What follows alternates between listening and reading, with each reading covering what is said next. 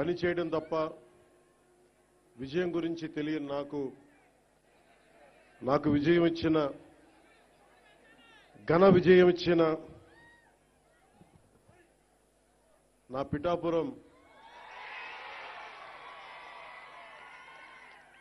అన్నదమ్ములకి, పెద్దలకి, ఆడపడుచులకి, అక్కచెల్లులకి, యువతకి, మహిళలకి పేరు పేరున నా ధన్యవాదాలు తెలుపుకుంటా ఉన్నాను. మీరు ఒక్కరు నిలబడితే మీ బలం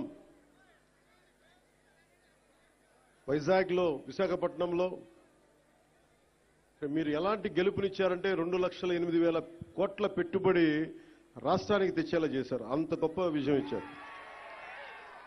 కేవలం నన్ను గెలిపించడం అంటే అది మన గెలుపు, నా గెలుపు కాదు, మన గెలుపు కాదు, రాష్ట్రం గెలుపు, ఇది తెలుగు ప్రజల గెలుపు, ఆంధ్ర ఆత్మగౌరవం ఇది. అలాంటి ఘన విజయాన్ని అందించిన సంవత్సరం ఇది. సంక్రాంతి చాలా అద్భుతంగా జరుపుకుందాం, ఊరంతా పందిరేద్దాం అనుకున్నాం, కానీ స్కూల్ వరకే పరిమితం చేశాం. నిన్న తిరుమలలో జరిగిన సంఘటన కొంచెం బాధ కలిగించింది. అందువల్ల అందరూ డాంపెన్ స్పిరిట్స్ తోటి ఇలాంటి కష్ట సమయంలో అందరం కొంచెం మెత్తగా దీన్ని కొంచెం దీన్ని స్థాయి తక్కువగా చేద్దామని నాకు సలహా ఇచ్చారు. కానీ వచ్చే సంవత్సరం చాలా ఘనంగా జరుపుకుందాం. కుదిరితే ఈ దసరా బాగా చేద్దాం. అంటే నేనేమనుకున్నానంటే 200 మంది 10 కళాకారులతోటి ఏర్పాట్లు చేశాం. పిఠాపురం పేరు దేశానికే తెలిసేలా, అంటే సంకల్పం ఎలాంటిదంటే నలిగిపోతున్న నాకు దాహంతో గొంతు ఎండుకుపోయి అసలు చుక్క నీరు దొరకని పరిస్థితుల్లో ఒకటి పరిస్థితి ఎలా ఉంటుందో 15 సంవత్సరాలుగా ఒక బలమైన ఇబ్బంది లేని ఒక సూపర్ స్టార్డమ్ని వదులుకొని నాకు ఇష్టమైన నా ప్రజలు, నా అన్నదమ్ముల కోసం 1.5 దశాబ్దం తర్వాత ఫలితం ఆశించకుండా చేశాను పోరాటం. కానీ దెబ్బలు తగిలినాయి, ఇబ్బంది పడ్డా. ఆ ఇబ్బందికి మీ గెలుపు నా గాయాలకి మందేశారు మీరు. మొన్న నాకు ఒక ఆంధ్రప్రదేశ్ పంచాయతీరాజ్ ప్రిన్సిపల్ సెక్రటరీ శ్రీ శశిభూషణ్ గారు నేను కూర్చొని మాట్లాడుకుంటా ఉన్నాం. ఎందుకు పల్లె పండుగ కానీ, ఎందుకు ఈ గోకులాలు కానీ, ఈ రోడ్లు కానీ, పంచాయతీ రోడ్లు కానీ, పంచాయతీ నిధులు ఎందుకు మొత్తం 100% ప్రజలకు చెందేలా ఎందుకు పనిచేయాలని మాట్లాడుతూ, భవిష్యత్తులో జల్ జీవన్ మిషన్ ఎలా ఉండాలి, ఇలాంటి విధానాల మీద అన్ని మాట్లాడుతూ శశిభూషణ్ గారిని ఒకటే కోరాను. మేము 10 సంవత్సరాల పైన దశాబ్దంగా మాకు రాష్ట్రం లేకుండా పోయింది, రాజధాని లేకుండా పోయింది. అందుకని మేము కమిటెడ్గా ఉన్నాం. మేము ఇలాంటి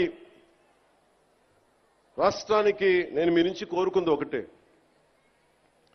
మీరు మనస్ఫూర్తిగా మీరు సహకరించమని ప్రతి అధికారిని కోరుకున్నాను అని ఆ సందర్భంలో ఒక విషయం తెలియజేశాను.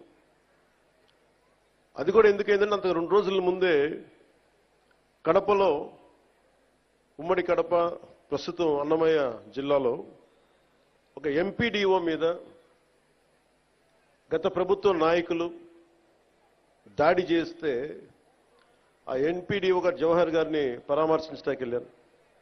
వెళ్ళి వారితో మాట్లాడా, వారికి ధైర్యం చెప్పాం. ఆ నేపథ్యంలో నేను శశిభూషణ్ గారికి ఏం తెలియజేశానంటే,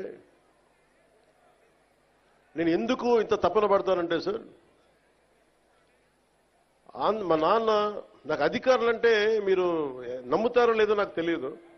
ఇది నేను శశిభూషణ్ గారికి చెప్పాను. మా నాన్న ఒక పోలీస్ కానిస్టేబుల్గా ఉద్యోగం ప్రారంభించిన మా నాన్న ఒక అసిస్టెంట్ ఎక్సైజ్ సూపరింటెండెంట్గా రిటైర్డ్ అయ్యారు సార్. ఇది ఆంధ్రప్రదేశ్ ప్రభుత్వం జీతాలతోటి బతికిన కుటుంబాలు మాయి. నేను రుణం తీర్చుకోవాలి నా ఆంధ్రాకి, నా దేశంకి రుణం తీర్చుకోవాలి. ఎందుకంటే ఇంత కోట్ల మంది ప్రజలు ట్యాక్సులు కట్టి మా నాన్న ఉద్యోగం చేసే డబ్బులు వస్తే ఆ డబ్బులతో పెరిగిన ఆ జీతంతో పెరిగినోడిని నేను రుణగ్రస్తుని ఈ నేలకి. అందువల్ల ఎంపీడీఓ గారి మీద దాడి జరిగితే నేను ఒకటే అనుకున్నాను సార్, మా నాన్న ఒక ప్రభుత్వ ఉద్యోగి, మా నాన్న మీద దాడి జరిగితే ఒక కొడుకు ఎలా స్పందిస్తాడు, అలా స్పందించే సార్ ఎంపీడీఓ గారి మీద దాడి చేస్తే. దానికి ఓట్ల కోసం కాదు, దాంట్లో భవిష్యత్తు ఎలా ఉంటుందని నేను ఎప్పుడు పెట్టుకోలే. లెక్కలు లేవు నాకు, లెక్కలు పెట్టుకొని ఏమీ చేయను. ఈరోజు మీరు చూశారు 70 సంవత్సరాల పైచిలుకు మన స్వాతంత్రం వచ్చిన తర్వాత డోలీలతోటి కొండ ప్రాంతాల నుంచి ఇంకా గిరిజన ప్రజలు కొంతమంది కొన్ని గ్రామాలు ప్రత్యేకించి చెప్పాలంటే 400 కుగ్రామాలు 419 కుగ్రామాలు డోలీలు కట్టుకొని ఇంకా ప్రజలు అవస్థ పడుతున్న పరిస్థితుల్లో నిధులు లేవు. గత ప్రభుత్వం ఇష్టానుసారంగా టాయిలెట్లకి 2 కోట్లు 3 కోట్లు ఖర్చు పెట్టుకున్నారు, బాత్రూమ్స్కి 500 కోట్లు పెట్టి ప్యాలెస్లు కట్టుకున్నారు. ఇష్టారాజ్యంగా చేశారు. రంగులు వేయడానికి కొన్ని 100 కోట్లు, రంగులు తీయడానికి 100 కోట్లు, 1000 కోట్లు దుర్వినియోగం చేశారు. ఇలాంటి పరిస్థితుల్లో డబ్బు రాని పరిస్థితుల్లో కూడా, డబ్బులు లేని కట్టకట్ట అంటున్న పరిస్థితుల్లో కూడా గౌరవ ముఖ్యమంత్రి గారి దృష్టికి, నారా చంద్రబాబు నాయుడు గారికి దృష్టికి తీసుకెళ్తే నేను చెప్పాను ఇట్లా ఇబ్బందిగా ఉన్నాయి సార్ అక్కడ, పాపం చాలా కష్టంగా ఉందంటే ఆయన పెద్ద మనసుతోటి ఒక 39 కోట్లు శాంక్షన్ చేశారు. అలాగే మనందరం గర్వించే మన ప్రీతం ప్రధాని శ్రీ నరేంద్ర మోదీ గారు కేంద్రం నుంచి వచ్చిన నిధులతోటి కలిపి 70 సంవత్సరాల ఈ పాలనలో 5 సంవత్సరాల దుష్ట పాలనలో వాళ్ళు మర్చిపోయారు. అంటే ఓట్ల కోసం బుగ్గలు నిమరటం, తలకాయలు నిమరటం ఇవి కాదు. కష్టం ఉన్నప్పుడు పక్కన ఉండాలి. అధికారుల మీద దాడి చేయకపోవటం, వ్యవస్థల్ని బలోపేతం చేయటం. అందుకని ఈ రోజున రోడ్డు పడింది అంటే మీరు పిఠాపురంలో గెలిపిస్తే ఆ గెలిచిన వ్యక్తి రోడ్లు లేని వాళ్ళకి రోడ్లు చేయడానికి ఎంతమంది సహకారంతో, ఇది నా ఒక్కడిది అని చెప్పట్లా, అంటే ఒకటి పూనుకోవాలి. Politics is a thankless job, ఎవరు గుర్తుపెట్టుకోరు. మరుపు మానవ సహజం. ఇన్ని కోట్ల డబ్బు ఉంటుంది సినిమాల్లో, ఇవన్నీ వదులుకొని ఎందుకురా సుఖానం ఉన్న ప్రాణం దుఃఖాన్ని పెట్టుకుంటాం మా అమ్మ అంటా ఉంటుంది. నాకు ఎప్పుడు దుఃఖం అనిపించలేదు, నాకు చాలా సంతోషం అనిపించింది. చెప్పులు లేకుండా మట్టిలో నడిస్తే, రోడ్లు బహిర్భూమి అంతా నిండిపోయి మలమూత్రాదాలతో నిండిపోయి అలాంటి రోడ్ల మీద నడిస్తే నాకు సగటు మనిషి కష్టం, సగటు మనిషి బాధ, వాళ్ళ అవసరాలు నాకు తెలుసు. దాంట్లో నేను సుఖం చూశాను. అలాంటి వ్యక్తికి మీరు అండగా ఉన్నందుకు నా జన్మాంతం మీకు రుణపడి ఉంటాను. వేదికని అలంకరించిన శ్రీ తంగిళ్ళ ఉదయ్ శ్రీనివాస్ గారు, గౌరవ పార్లమెంట్ సభ్యులు, శ్రీ శశిభూషణ్ గారు, principal secretary Panchayati Raj and rural development, Shrimati Varavula Satyaprabha గారు, ఎమ్మెల్యే ప్రతిపాడు, శ్రీ తొట్టా సుధీర్ గారు, చైర్మన్ సివిల్ సప్లైస్ కార్పొరేషన్, అలాగే ఎస్విఎస్ వర్మ గారు, Shri M Krishnateja, director Panchayati Raj and rural development, Burra Krishnaraju గారు, అలాగే ఏదైనా ఒక పని చెప్తే ఆగ మేఘాల మీద యంత్రాంగానంతా ముందుకు తీసుకెళ్లే మన ప్రీతమ కలెక్టర్ శ్రీ షణ్ముఖ్ గారు, అలాగే ఎస్పీ పాటిల్ గారికి, మనస్ఫూర్తిగా నా హృదయపూర్వక నమస్కారాలు.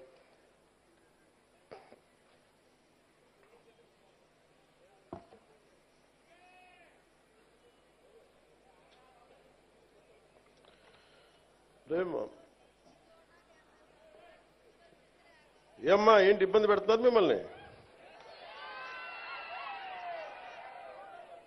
నేను మిమ్మల్ని చూశాను, మీరు నన్ను చూశారు. మీ పాదాలకి నమస్కారం, దీవెనలు ఇవ్వండి. 6 నెలల్లో మీరు ఏం చేశారో అని అడుగుతా ఉన్నారు. తృప్తి లేదంటే వీళ్ళకి, గత ప్రభుత్వం నడిపిన పెద్ద మనుషులందరికీ. చాలా చిన్న ఉదాహరణ చెప్తాను, మనకి వాళ్ళకి తేడా ఏంటని. 5 సంవత్సరాల్లో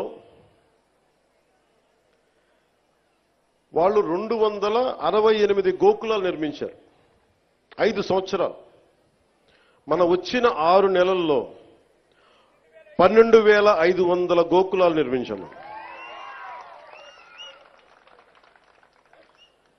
నాకు ఇష్టమైన కవి గుర్రం జాషువా గారు గోమాత గురించి ఆయన చెప్పిన మాట, అంటే మన సాంప్రదాయాల్లో కానీ ఆచారాల్లో కానీ మన కార్తీక మాసంలో కానీ శివుడికి అభిషేకాన్ని గోపు మన ఆవు పాలతోనే చేస్తాం. అంటే తల్లి పాలతో సరి సమానమైన పాలు ఇస్తుంది కాబట్టి మనం గోమాత అంటాం. ఇది గుర్రం జాషువా గారు చెప్పింది గోమాతను ఉద్దేశించి. నీ నుంచి వచ్చే పాలలో వెన్న వస్తుందని తెలుసుకున్నాను కానీ నీ మనసే వెన్న సుమ, కుత్తు కోసిన గొంతు కోసిన బాధపడకుండా అలాగే నిలబడతావు తల్లి.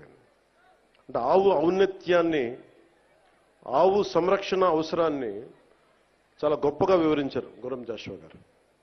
అంటే ఆవు బాగుంటే రైతు బాగుంటాడు, రైతు బాగుంటే దేశం బాగుంటుంది. మనకి మిల్క్ వైట్ రెవల్యూషన్ చెప్తాం గుజరాత్లో. ఎంత 60,000 కోట్ల రూపాయలు అక్కడ ఉన్న మహిళలు పాడి ద్వారా 60,000 కోట్ల ఇది అంత ఉంది. వీళ్ళు ఇక్కడ తీసుకొచ్చారు అమూల్ని. గత ప్రభుత్వం దారుణంగా చిత్తూరులో కానీ మిగతా చాలా జిల్లాల్లో పాడి పరిశ్రమ, అంటే ముఖ్యంగా డైరీస్ని చంపేశారు. గవర్నమెంట్ డైరీస్ని. ఎవరి దగ్గర డబ్బులు ఉండకూడదు, డబ్బులు వాళ్ళ దగ్గరే ఉండాలి. మనం ఎప్పుడు దేహి అంటా ఉండాలి. డైరీస్ని చంపేసి వాళ్ళ సొంత డైరీలు పెట్టుకుంటా ఉన్నారు. ఈరోజు మనం నిర్మించిన 12,500 ఈ గోకులాలు కానీ భవిష్యత్తులో నిర్మించబోతున్న ఇంకొక 20,000 ఇంకొక 20,000 గోకులాలు కానీ, అవి ఒకటి 2 కానీ 4 కానీ 6 ఆవులు కానీ పాడి చేసుకునే ఏవైనా సరే కనీసం 2 ఉంటే ఒక 1,000-2,000 పెరుగుద్ది. ఎందుకంటే దానివల్ల రక్షణ ఉంటుంది, ఎండపొడ ఉండదు, శుభ్రత ఉంటుంది. అంటే ఇది కూడా ఆలోచించలేకపోయింది గత ప్రభుత్వం. అదే మన ఇంట్లో ఒక ఆడబిడ్డ పెళ్లి జరిగితే గతంలో ఆవుని కానుక ఇచ్చి పంపించేవాడు. అంటే గోవు అంతది మనకి. అలాంటి గోవుని సంరక్షించుకోవడం కోసం ఈ రోజున మనం 12,500 ఒకేసారి మనం ఈ రోజున ఓపెన్ చేస్తున్న పండక్కి. ఈ గోకుల ద్వారా అత్యధికంగా లబ్ధి పొందేవారు చిన్న రైతులు, కౌలు రైతులు, బడుగు బలహీన దళిత గిరిజన వర్గాల వారు, ఎస్సీ ఎస్టీ మరియు ఇతర వర్గాల్లో ఉండే బిలో పవర్టీ లైన్లో ఉన్న నరేగా నిధులతోటి 90% సబ్సిడీతోటి పశువుల షెడ్లు చేసుకోవడానికి ప్రభుత్వం, ఎన్డీఏ ప్రభుత్వం నారా చంద్రబాబు గారి నాయకత్వంలో ప్రోత్సహిస్తుంది.